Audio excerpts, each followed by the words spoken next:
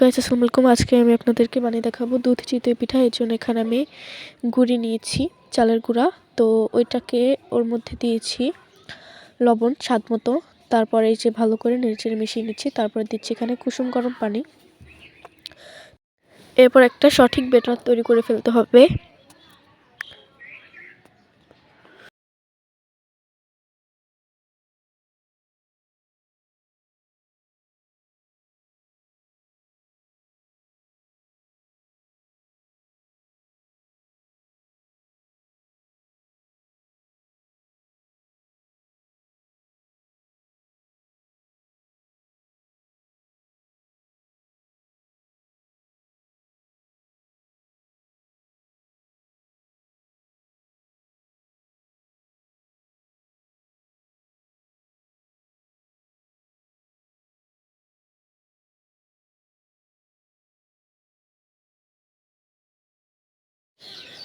পানিটা অল্প অল্প করে দিতে হবে, বেশি ঘন বা বেশি পাতলা করা যাবে না।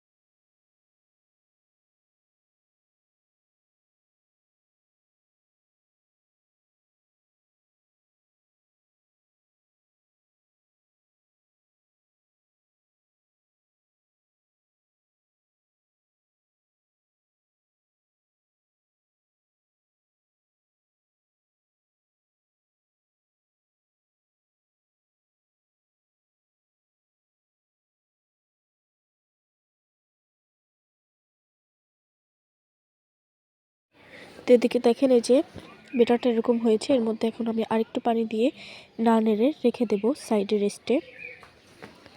তো এদিকে আমি এখন যেই দুধ চিতই পিঠার যে দুধটা সেটা তৈরি করে নেব। এর জন্য চুলায় একটি পাতিল বসিয়ে দিয়েছি, আর এর মধ্যে দিয়ে দিচ্ছি পর্যাপ্ত পরিমাণ পানি।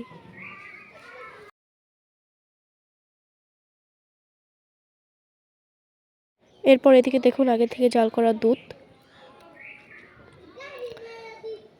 এই যে পুরোপুরি পানিটা দিয়ে ফেলেছি। এখানে 2 লিটার পানি আছে।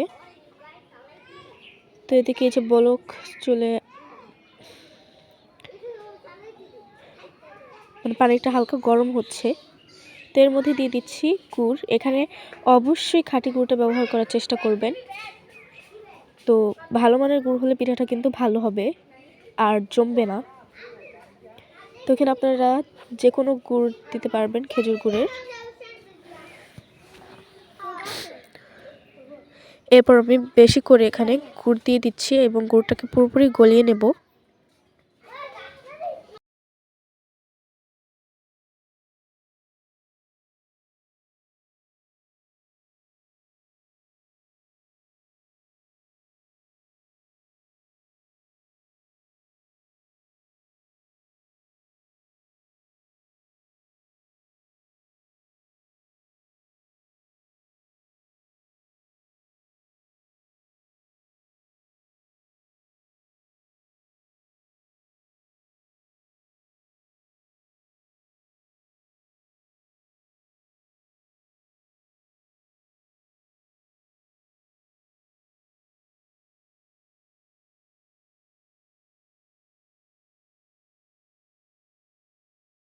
তো এদিকে দেখুন, আমার গুড়টা কিন্তু পুরোপুরি গলে গিয়েছে এবং পানির সাথে মিশে গেছে। তো এখন যে আগে থেকে জাল করা যে দুধটা ছিল, তো এই যে দেখেন সেই দুধটা, এখন এর মধ্যে আমি সেই খেজুরের যেই গুড়ের মিশ্রণটা ছিল পানির সাথে, সেটা আমি ঢেলে দেব। তো এই যে এক হাত দিয়ে ঢালছি আর এক হাত দিয়ে নাড়ছি। এটাকে অনবরত নাড়তে হবে। আর আপনারা কিন্তু এটা ঢালার আগে অবশ্যই চেক করে নেবেন দুধটা জমে যায় কিনা। তো আমি চেক করে নিয়েছিলাম একটা বাটিতে তুলে, তারপর ওর মধ্যে মানে গুড় আর এই দুধটা একসাথে করে দেখছিলাম যে জমে যায় কিনা। তো মাশাআল্লাহ দেখলাম জমে না, তখন আমি এরপর দিয়েছি।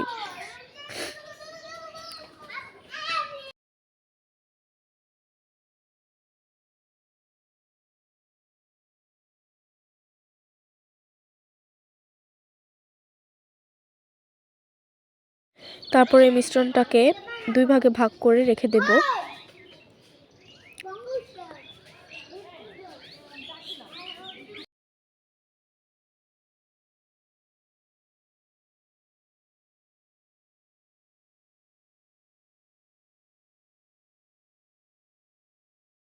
তো এদিকে চলে আসছি পিঠাগুলো ভাজার জন্যে। এই যে একটা প্যান বসিয়ে দিয়েছি এর মধ্যে।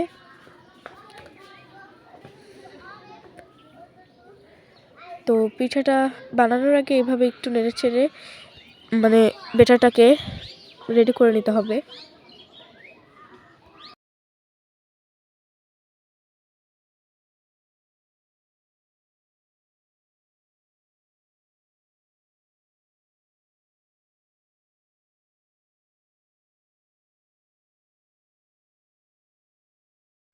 আমার পিঠার শাঁসটা পুরোপুরি তৈরি পিঠা বানানোর জন্য। তো এখন এর মধ্যে আমি 1 চামচ করে বেটার দিয়ে দিচ্ছি।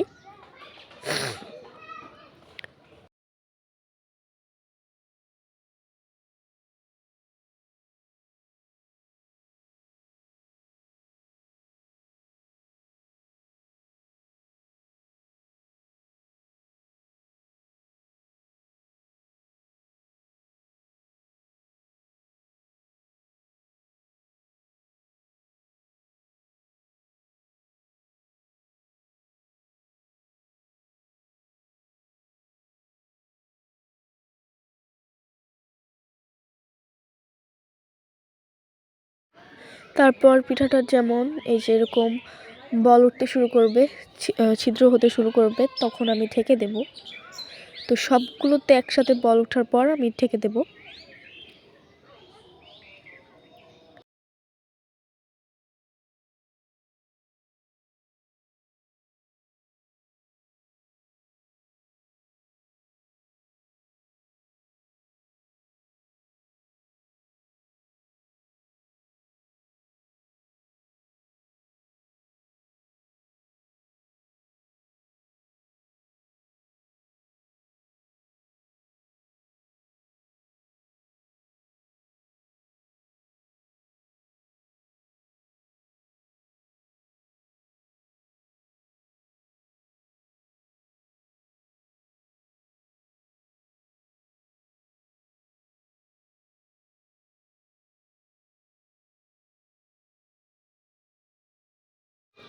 তো এখন আমি ঢেকে দেব।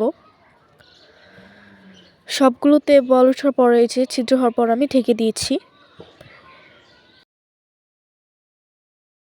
তো এই যে পিঠাটা তোলানোটা দেখানো হয়নি, যে পিঠা এগুলোকে আমি এখন এই শিরার মধ্যে দিয়ে দিচ্ছি, দুধের শিরার মধ্যে।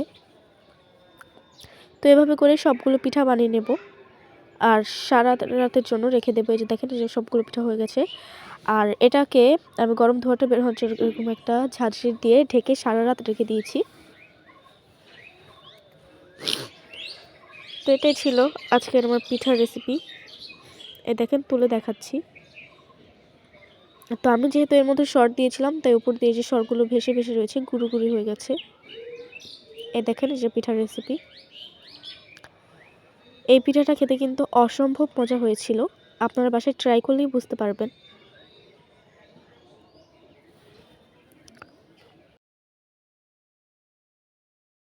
তো আজকের রেসিপি এই পর্যন্তই। আল্লাহ হাফেজ।